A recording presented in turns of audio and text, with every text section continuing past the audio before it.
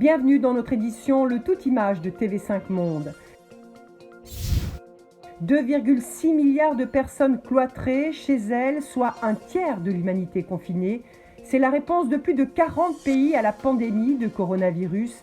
Dernière en date, l'Inde et ses 1,3 milliard d'habitants.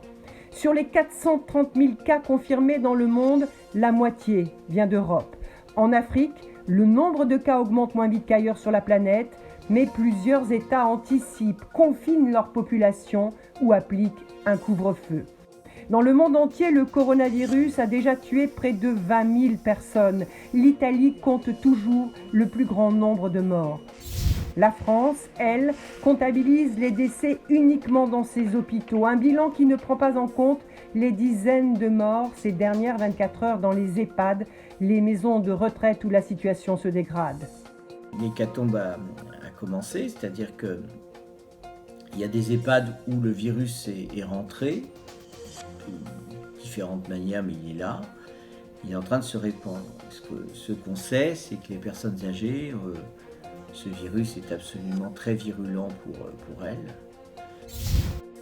Les bonnes nouvelles, elles viennent de Chine. La province du Hubei, premier épicentre de la pandémie, coupée du reste du pays depuis la fin janvier, a levé aujourd'hui ses mesures les plus strictes et la population peut à nouveau voyager.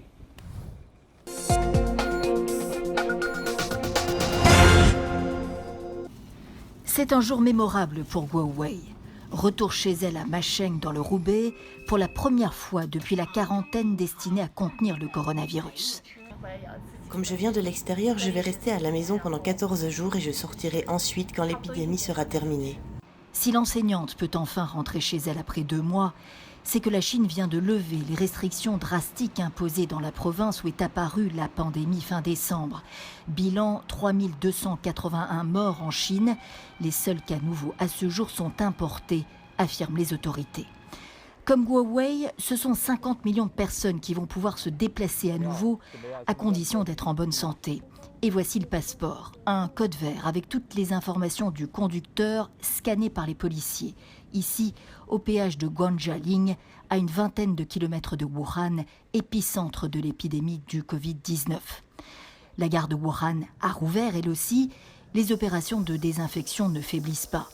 Mais s'il est désormais possible de rentrer dans la mégalopole, il faudra attendre le 8 avril pour pouvoir en sortir.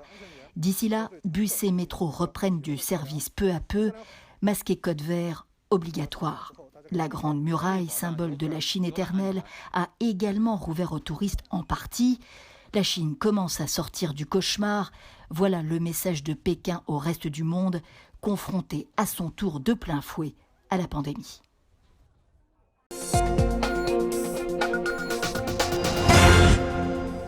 La vallée de la Seriane, une vallée où se trouvent de nombreuses industries qui font la richesse de la Lombardie. Alzano Lombardo et Nembro sont 2 communes de 13 000 habitants. Ici, tout le monde recommande la prudence. Cet endroit a le taux de contagion le plus élevé d'Italie. L'épidémie serait née dans le service d'urgence de la ville le 25 janvier dernier. En cas de pneumonie, personne n'a pensé au coronavirus. Tous ceux qui sont passés à l'hôpital ont été contaminés. C'est le cas de la famille de Roberto. Son oncle et son cousin sont tous 2 décédés. Ils sont allés au service d'urgence pour une banale foulure à la cheville. Ils ont été emmenés et plus personne ne les a revus. Ils sont morts tout seuls, sans le réconfort d'une caresse et un proche à leur chevet. Le maire ne comprend toujours pas pourquoi le gouvernement n'a pas imposé dans sa commune un confinement total déjà fin février, comme ce fut le cas à Codogno, l'autre foyer de l'épidémie en Lombardie. Nous sommes arrivés à 72 morts en quelques semaines. L'an dernier, à la même période, nous avions perdu seulement 10 personnes dans le village. Le village voisin pleure lui aussi plus de 100 morts en 12 jours. Lorsqu'une ambulance stationne, tous se demandent qui sera le prochain. Beaucoup craignent à présent d'être emmenés à l'hôpital, sans doute par peur de mourir seuls. Car ici, les morts vont seuls au cimetière, mais l'épidémie de coronavirus empêche aussi tout réconfort en fin de vie. Don Filippo, le prêtre de la basilique, affirme que quelques confrères se trouvent encore au chevet des malades. Nous cherchons à tout faire pour que personne, je répète personne, ne meure sans un signe de croix, un peu d'eau bénite, sans la chaleur d'une prière. Ici, la peur est tangible. Et dans le reste du pays, les Italiens des autres villes sortent encore sur leurs balcons pour chanter, s'encourager. À Bergame, par contre, les balcons restent vides.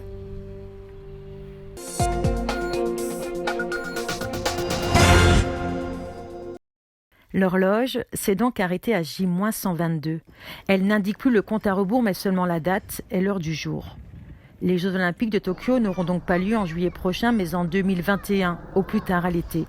Depuis 1896, c'est la première fois que les JO sont reportés en temps de paix. Un an. Un an, ouais, ça peut être long. Ça peut être long lorsqu'on se prépare pour une date fixe, une date donnée, et finalement on change. Mais j'ai envie de dire, c'est pas vraiment ça le problème. Et pour la Française Élodie Clouvel, spécialiste de pentathlon moderne, les médailles 2020 reviennent à ceux qui luttent contre le coronavirus. Le rêve olympique, lui, peut attendre un peu. Ça me fait quand même comme un petit pincement au cœur. Mais c'est une décision que je juge juste. En confinement, l'entraînement des athlètes relevait du bricolage. Ici, le perchiste français Renaud Lavillenie met sa petite fille à contribution. Le report leur donne un répit. On peut refaire le plan. J'ai mon coach qui m'a texté tantôt justement à propos de ça. Donc là, on peut commencer à prendre des actions. Ça, c'est rassurant. Les objectifs restent les mêmes. Voilà, on est reparti de plus belle pour une année supplémentaire. Et puis, j'espère que ces Jeux nous réserveront de belles surprises. Arrivée il y a quelques jours, la flamme restera au Japon. Les Jeux olympiques et paralympiques ne changent pas de nom. C'est toujours Tokyo 2020.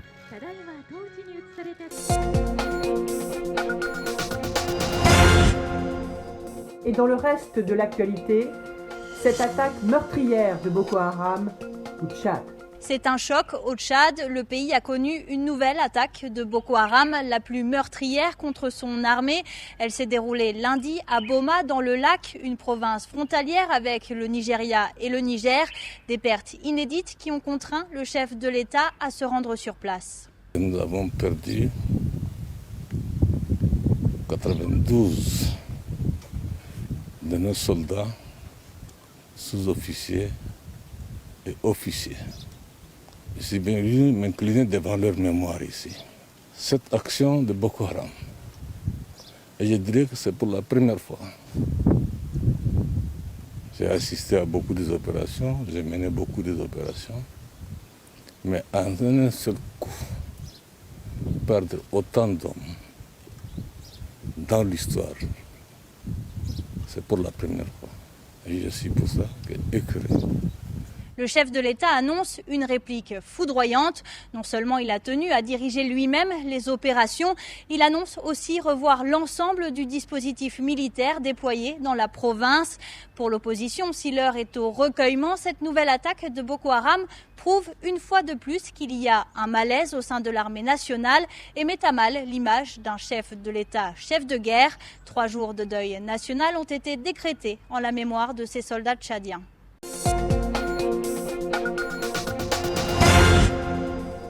Une affiche de Manu Dibango sur un air d'Angelemba, Souviens-toi de moi en langue douala, l'un de ses titres les plus populaires à l'entrée de ce magasin de vente de disques de Yaoundé. Jean-Marie, le propriétaire, a tenu à sa manière à lui rendre hommage. Les disques de Manu sont parmi les plus vendus de cette boutique. Cet album, Kamel Feeling, nous avons beaucoup vendu cet album. Ça a été bien fait, bien rythmé. Par rapport à la mort de Manu Dibango, on a été vraiment abattus. Très abattu. Depuis ce matin. C'est pour ça que vraiment je ne fais que jouer sa musique. Dans les rues de Yaoundé, le décès du célèbre saxophoniste a aussi suscité une vive émotion. L'Afrique et le Cameroun en particulier perdent comme ça une icône de la musique africaine, une icône de la musique mondiale. Quelques kilomètres plus loin, dans ce quartier résidentiel, hommage du groupe Makaz avec lequel Manu a fait le tour du monde. La chanteuse Danielle Eyok se souvient d'un artiste qui ne laissait rien au hasard. Quand il devait travailler, il n'y avait pas que on rate quelque chose, on s'arrête, on recommence. Quand il arrive, c'est qu'on est prêt. J'ai mal parce que j'ai ce sentiment qu'on ne lui a pas donné sa place ici. Hommage également de la télévision nationale camerounaise qui, dès l'annonce de la mort du Papy Groove, comme on le surnommait affectueusement, lui a consacré un programme spécial. Comment avez-vous appris la nouvelle? Le présentateur Steve Tchega n'a pas oublié sa première rencontre avec Manu Dibango. Quand je suis à Paris, je supplie tous ceux qui peuvent de m'aider à avoir un entretien avec Manu Dibango. Mais c'est lui qui dit « Laissez-le venir vers moi ». Et pour moi, c'était assez marquant et déterminant pour le jeune journaliste que j'étais à l'époque. Et quand j'arrive, il dit « Oh, oh, hey, jeune homme, c'est toi qui veux m'interviewer ?» Décédé à l'âge de 86 ans des suites du Covid-19, la mort de Manu a provoqué une onde de choc au Cameroun et des hommages planétaires à la dimension de son immense carrière.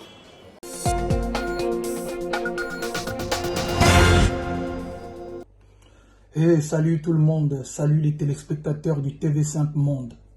Comme vous le savez, nous faisons face à une situation inédite de pandémie comme on n'a jamais vécu auparavant, coronavirus. Mais le virus ne se déplace pas, c'est l'homme qui le transporte en ne respectant pas les consignes.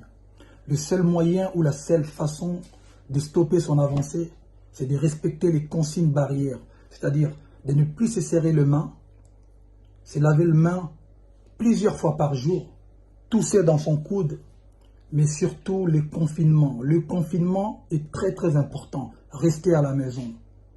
Voilà, c'est un petit message de votre ami et frère, artiste Fally Ipupa. On est ensemble.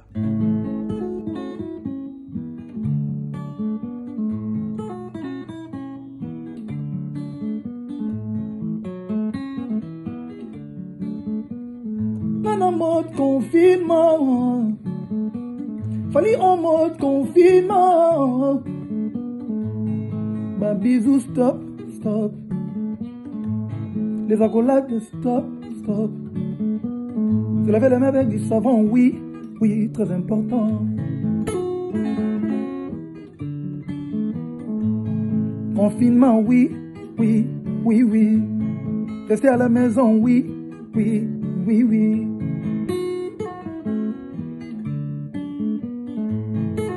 Les gants, oui,